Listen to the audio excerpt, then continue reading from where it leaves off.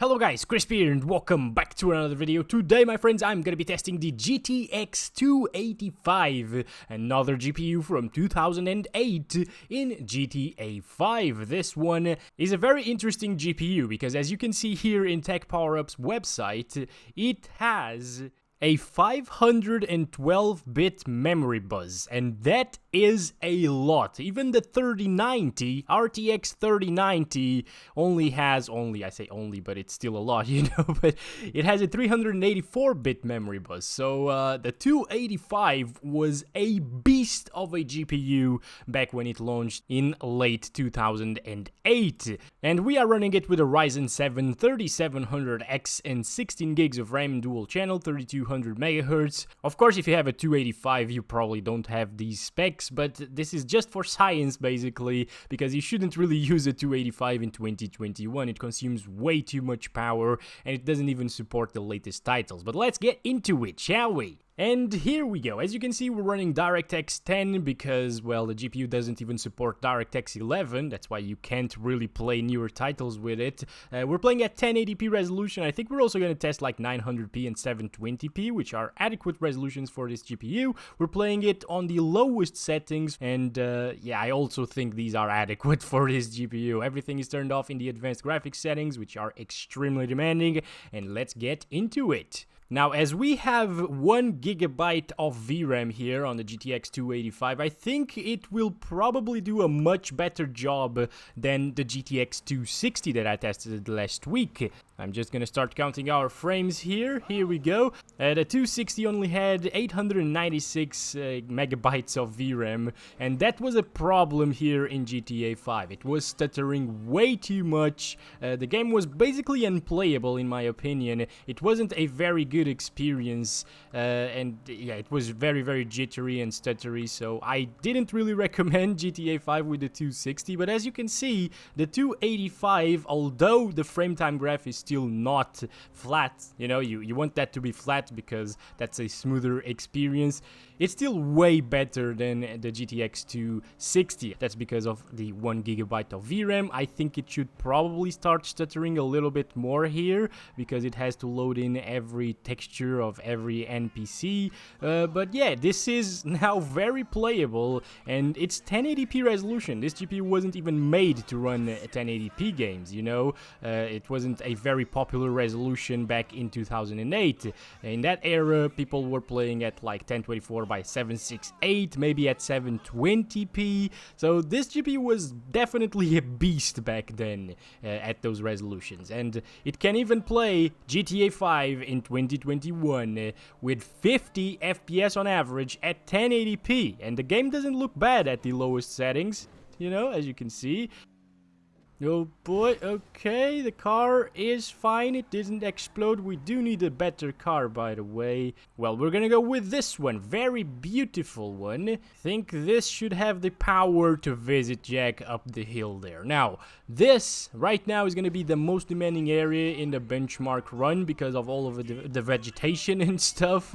And hello Jones and Rick, how you doing, my boys? And that's Bubble. But yep, I'm gonna say bubble because the other word is in Indian. But anyways, hello Jack, how are you doing, buddy? Everything all right? Yeah, everything's fine with me too. Thank you for asking. I'm just testing a GTX 285, which is kind of a beast in GTA 5 for its age, at least. As you can see, guys, it's not even dropping from 30 FPS. The game hardly stutters. You know, we saw like a couple of big stutters, noticeable ones. I'd say that this is a very playable experience at 1080p, and you can see the VRAM utilization there. It's not hitting 1 GB, which is great. And now we definitely know that the 260 was struggling because of the VRAM, although one person told me in the comments there in that video that they had the 1.7 GB version of the 260 and it was also stuttering. So it might be because of the drivers, just a little bit as well. But I'd say that the 1080p experience with this GPU is very playable. I'd have zero issues playing like this, to be honest, and it doesn't drop from 30, which is really nice. And we are now at 1600 by 900, still utilizing the lowest settings in this game.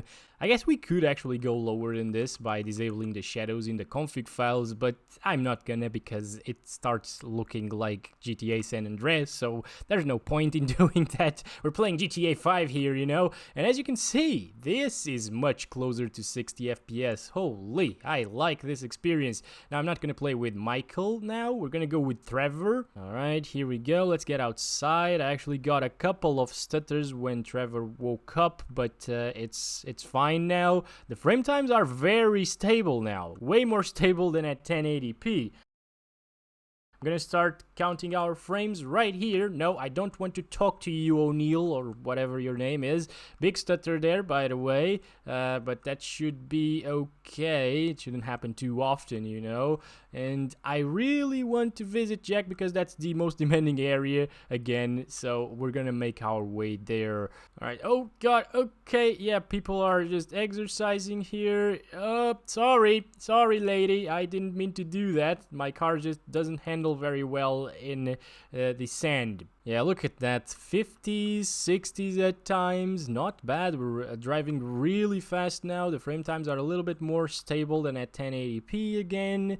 So yeah, this is still very playable. Obviously, it was very playable at 1080p, but yeah, I'm liking the experience at 900p. I'd definitely recommend somebody with a 285 to play like this instead of 1080p. Now, if you want to achieve 60 plus FPS on average, like we are getting right now, I think you'll need a beefier CPU than, for example, a Core 2 Quad. The Core 2 Quad is actually only capable of around 30 to 40 FPS on average, and that's likely what you have paired with the GTX 285 if you're still running a system with this GPU from that era.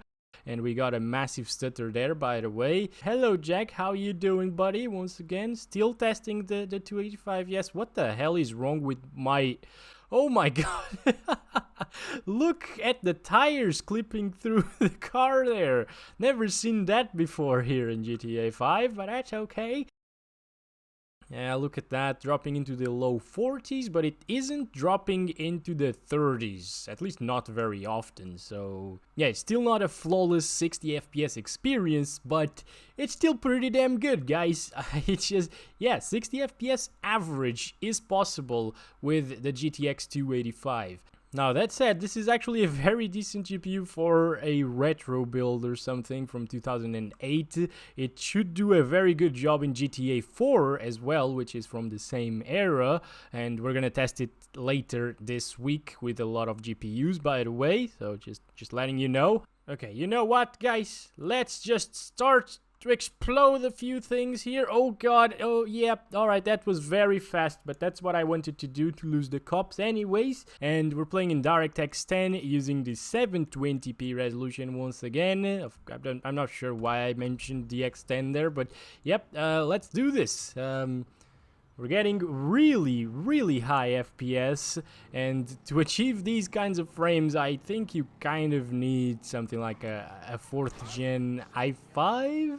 Yeah, that should be doable. I think 4460, I played with that CPU for a while in this game, and it got around like 60 to 70 FPS on average around populated areas like this one, you know? So yeah, this is probably what you should expect with a CPU like that and the 285. So it's dropping from 60 still at 720p, but this is a way smoother experience. Once again, the frame times are now a little bit flatter as well.